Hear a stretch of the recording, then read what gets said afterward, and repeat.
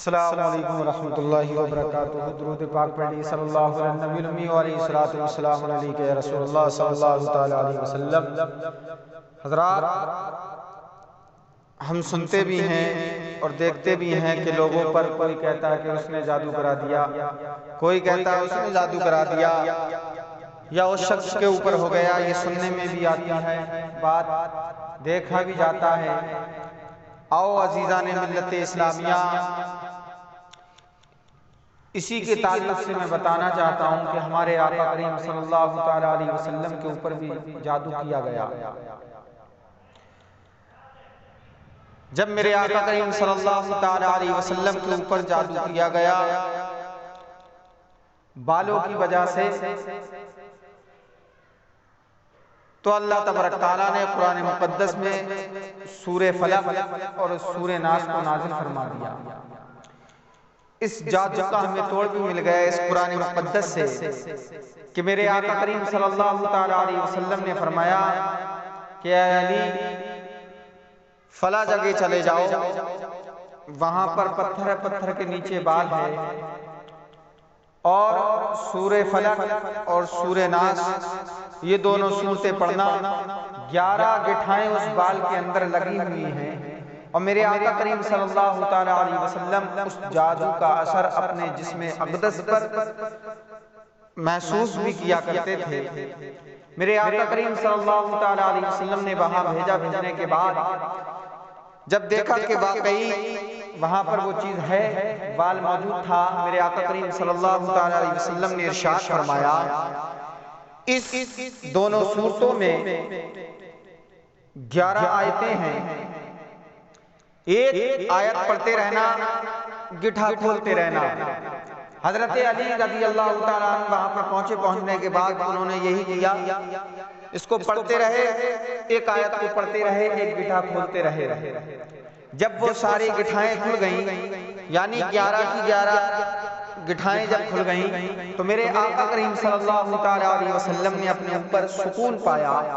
تو میرے آقا کریم صلی اللہ تعالی علیہ وسلم کے اوپر جب جادو کیا گیا تو اس سے وہ ہٹ گیا، چلا گیا۔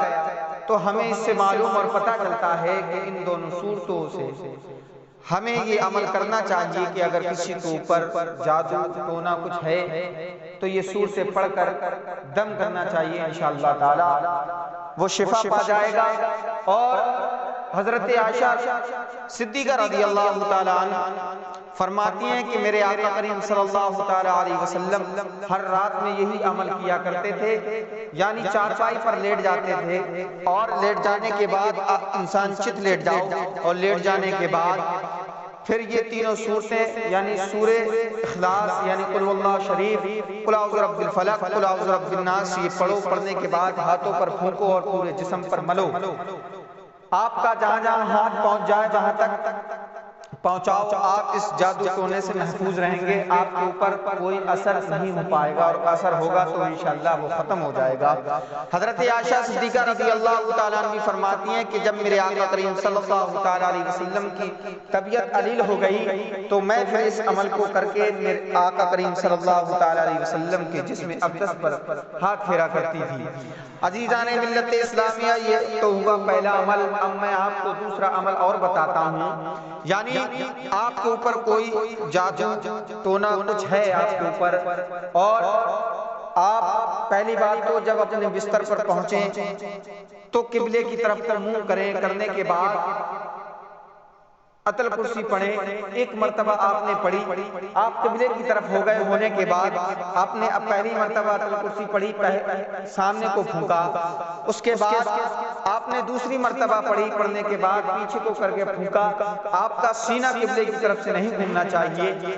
پھر تیسری مرتبہ پھر پڑھنا ہے اور پھر دائنی طرف پھونکنا ہے، پھر چوتھی مرتبہ بائیں جانب پھونکنا ہے پڑھ کر، پھر 5ویں مرتبہ آسمان کی طرف پھونکنا ہے۔ ہے، چھٹی مرتبہ زمین کی طرف کو پھونکنا ہے۔